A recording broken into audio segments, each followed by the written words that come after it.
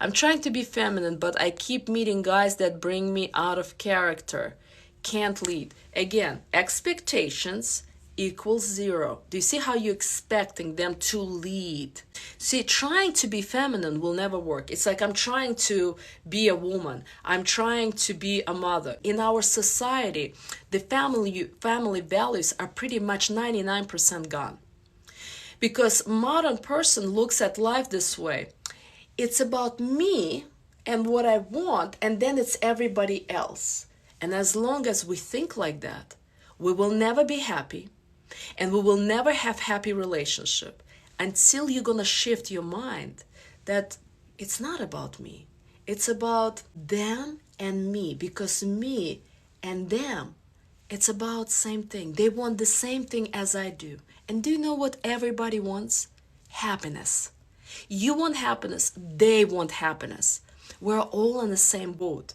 And if you learn how to scratch others people's back, then God himself looking at you, yes, you are a decent person. You are a good person. You care for others and you're not living a selfish life. And then you actually become someone who deserves to have a good man. A masculine man, a provider and protector, or you become such a feminine woman that your boyfriend starts to become masculine. You become such a feminine woman that your husband becomes a masculine. So that's why I said, my friends, don't have expectations. Stop changing your partners. Work on yourself. Invest in yourself. Thank you for hearts and roses. You hear me, right? Yeah. When we're working, when we're in our masculine, we are deteriorating ourselves on all three levels, on the physical level, on emotional, and on the spiritual. How do we do that? We stressed out, our body physiologically started to have aches, started to have pains. Internally, we're going to start having colon problem, stomach problem, kidney problem, liver problem, because we're overeating at night or we're over drinking in order to numb the stress from work. And on an emotional level, we're becoming depressed, anxious, we have migraine headaches, we have panic attacks, and we can go on and on having so many chronic and serious illness. And if this is not enough, 10, 20 years later, people start to have cancers and tumors because the body been knocking on you with mental health problem, with physical health problems, but you ignoring because I gotta provide, I gotta make money. And then the body starts to deteriorate, and that's why people can no longer sustain this lifestyle, and the body says, okay, you didn't listen to me when I was giving you asthma, when I was giving you colon problems, when I was giving you liver problems, when I was giving you anxiety and depression. Now I will stop you. Here's tumor, here's cancer. Go for the hospital for a year or two. Get a serious surgery. You'll be lucky if you're gonna survive all of these tumors and cancers. And some people don't. Some people are still continue to disregard all of the calling from above and from your body, and they're still fighting. I knew a lady who had cancers 4 times. While she's coming from the 4th cancer, she's telling me, Alisa, I still need to get back to the real estate. I need to pay all of the bills from all of my cancer. Do you have a husband? Yes, but he won't be able to pay all of these bills. It's ridiculous. It's millions of dollars. Still fighting.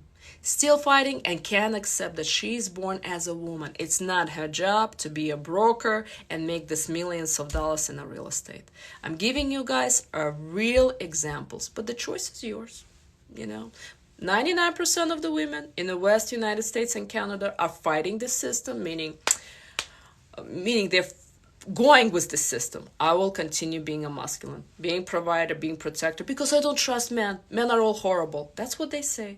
And the cost is high. Instead of working on yourself and shedding off and healing from these abusive relationships and all of the pain of the childhood and all of the pain that you've gone through in life, and starting to really trust and appreciate the creator yourself, and then you're going to attract a provider and leader and protector. But the choice again is yours, ladies. I lose my femininity when I am with my father and male cousins. How to stop it? If your father is maybe critical, if your father is maybe judgmental, or your cousins are making fun of you, you wear your masculine defense mechanism sheet in order to protect yourself. For example, I'm wearing right now masculine cover because a lot of times masculine women, feminists, are attacking me. Feminine men also attacking me. So pretty much 90% of masculine women, 90% of feminine men don't like my content. So I cannot come feminine, relaxed, and vulnerable and have this conversation with you. So I have to put it on. So that's what you do. It's kind of automatic. Brain is not stupid and thinks, okay, I could be at any point from my father or my cousins under attack. So you put that on. When I'm with my husband, of course, I'm in my feminine energy. When I'm with my girlfriends or spiritual practices, of course, I'm in my feminine energy. And so women and our brain is helping us to navigate. But again, if you can heal or make a request of your father, maybe you should stop criticizing me or judging me or cousins. And if they follow because they truly love you, maybe you can allow yourself to be vulnerable. But until they make some changes which makes you feel uncomfortable and not safe, you're gonna continue wearing your masculine energy. Yeah. And that's normal. This is your way of protecting yourself. This is not bad. Younger women don't want to have the same life as their working mother. But younger women also in their 20s and in their 30s also are dealing with a lot of problems. They don't know how to communicate with men. They don't have confidence. I see a lot of millennials, they're not happy at work, but they're quiet. And then all of a sudden they just quit their job without communicating to boss that they didn't like that they were working in the office instead of working from home. They didn't like that they didn't get the raise or they didn't get their bonus or etc. That our society right now is very lost. We're growing up on magazines, on movies, and a lot of drama movies, horror movies, action movies.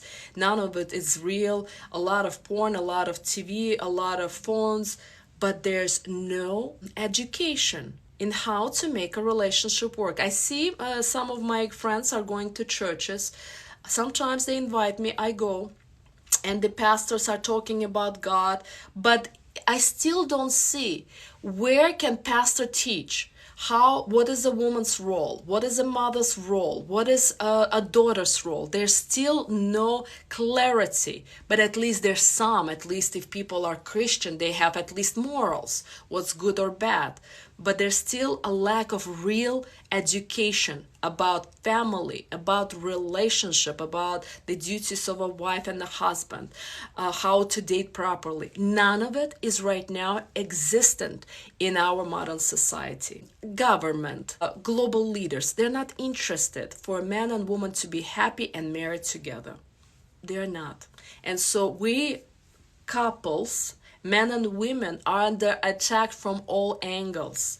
Global leaders are interested for women to work and pay taxes, for them to be separate. And when men and women are unhappy, they're seeking pleasure from cars and homes and Pradas and Gucci's and Versace's.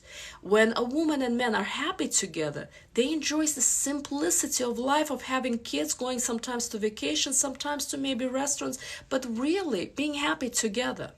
But we're under attack from all angles, and that's why we gotta turn to spirituality, because God has our interest. But government, I'm sorry to say, that doesn't. Thank you, Isla. Do you get that? And so, but going to church or to mosque or synagogue once a week for a check mark is not enough. We gotta seek the spiritual mentor. And I'm not telling you come to me for spiritual mentor, but there's really extraordinary, powerful spiritual mentors that you gotta seek. But if you're connecting to me because you're just starting, I'm probably the right person for you. But for advanced, intermediate level, gotta start seeking them. Gotta start listening. I'm listening to my guru every day for 2 hours. Otherwise, I'm surrounded by masculine women. Just like you, I have only 2 feminine girlfriends. And I'm surrounded, even though my husband is masculine, but I see outside, if I go outside, it's all feminine men, miserable and complaining about women.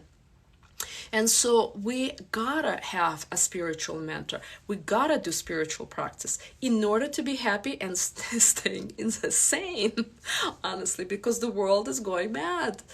and there's wars going on, economy is bad, and we can complain and complain, but when we turn to God, all is well. You will find happiness, you'll find the right partner, and I promise you, you will be happy. But don't expect it next week or next month.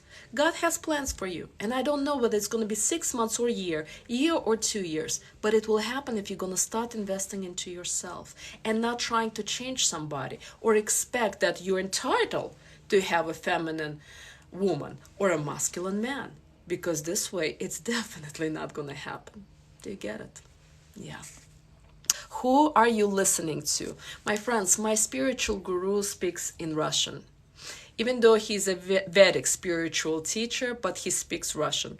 I can share him with you because he does have a translation, but I would rather for you to connect to your native tongue.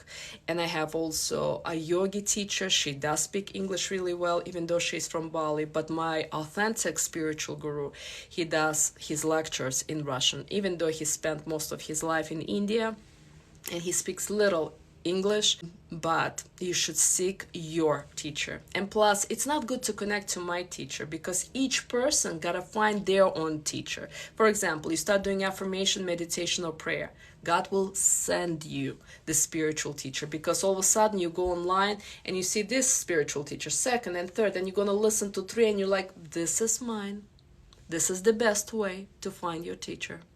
Spiritual mentor. How to deal with a toxic partner while being feminine and staying home. Now, I will say something that you might not like it. Sometimes we attract a toxic partners to our life, especially if you're married to him. I don't know if you're married or not, because if you're in a relationship with him, just relationship, boyfriend and girlfriend, you gotta find the strength to leave. But if you're married to him, and if he's toxic, and I'm not sure toxic, is he calling you names? Is he putting you down, or what does he do? I'm not sure. But with the toxic partners, one thing you have to do, for you it's not an option, maybe, no, you have to.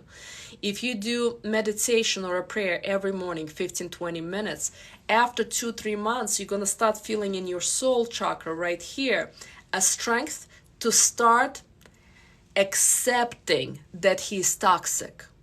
And you're going to have patience to start accepting that he is toxic.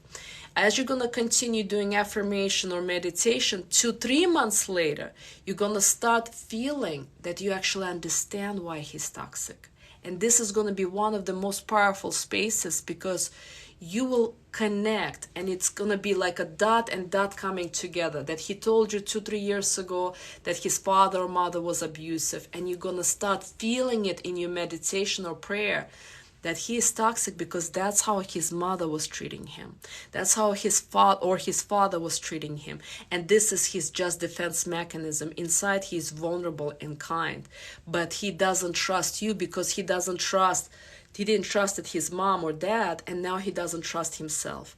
And when you do that, you're going to be on a thin layer of consciousness. You're going to start impacting him, and his toxicity going to start slowly melting down. The reason why people are abusive, the reason why people are toxic, because they're afraid. They're afraid of you. They're afraid inside of their inner child is stuck in the past. And so I'm not telling you to be his mother. You have to keep the distance. But in the distance, as you're praying and as you are or meditating, you're going to start healing yourself. And as you're healing yourself, you're going to start connecting why he's like that. And then, once you're going to fully understand and accept him, it's going to be your choice whether you will choose to stay with him or to move on. But I promise you, what happens 99% of the time, when you accept the partner, when you understand the partner, their layer of toxicity starts to peel off. And you understand him on the heart and soul level, not just being scared of him that he's toxic. So I hope that makes sense. But it's very hard to achieve because you take it all personally, why he's toxic to you. But it's not personal.